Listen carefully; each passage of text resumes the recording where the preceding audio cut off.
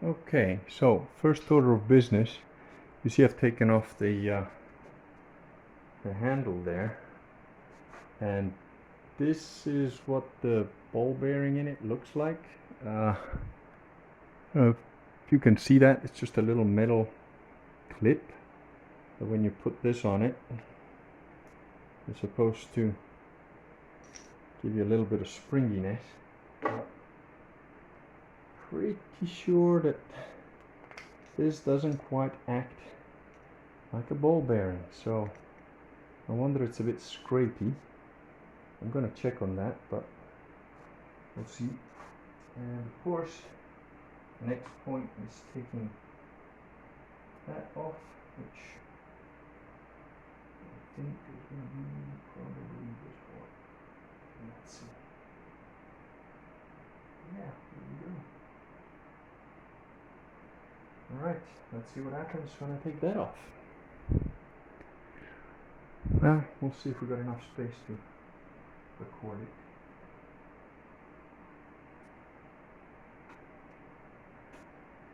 Now, one thing I learned a long time ago from my granddad was if you're going to take anything apart or put it together, always try and do the bolts evenly. So if you start off on one side and equalize the other side, at least until the bolts are loose.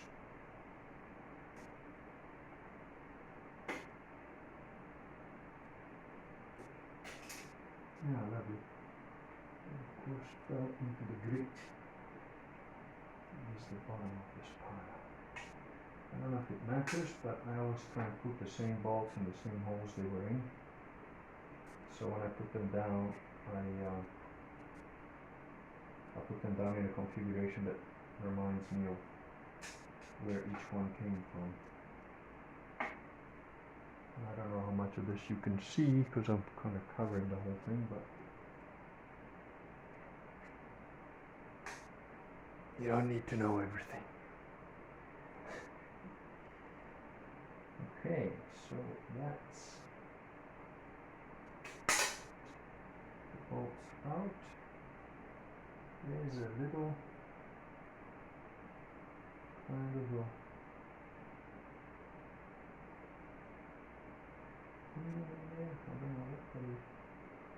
That's not going to come out because there's this thing in the way, which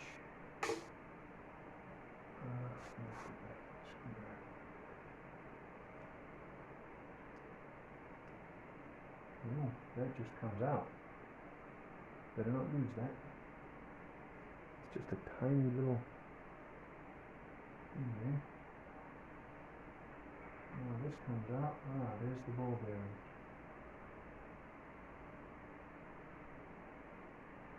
Which, to be honest, doesn't look great.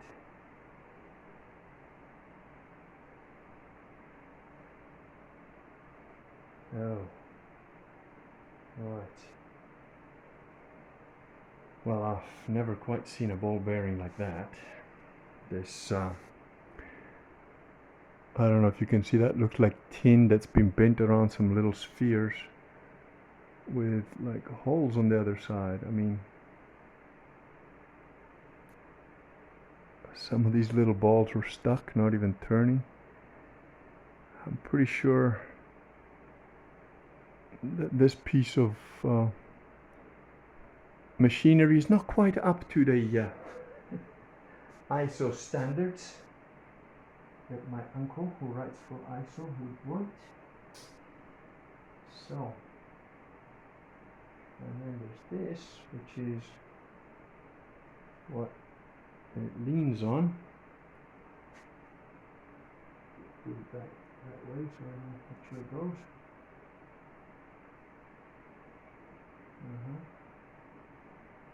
And then there is a screw here that seems to be the other way around.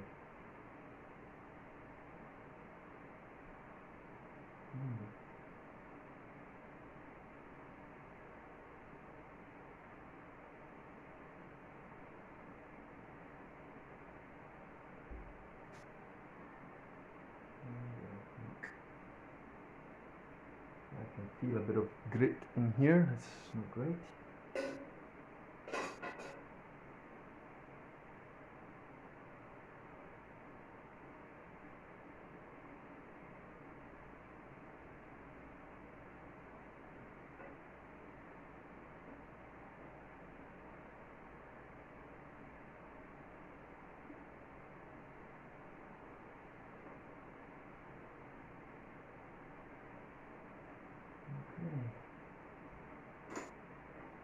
Okay. Yeah, it's probably hard to tell, but there's like little bits of grit in there, so I'm going to clean this out. Oh, and it looks pretty awful inside as well, so.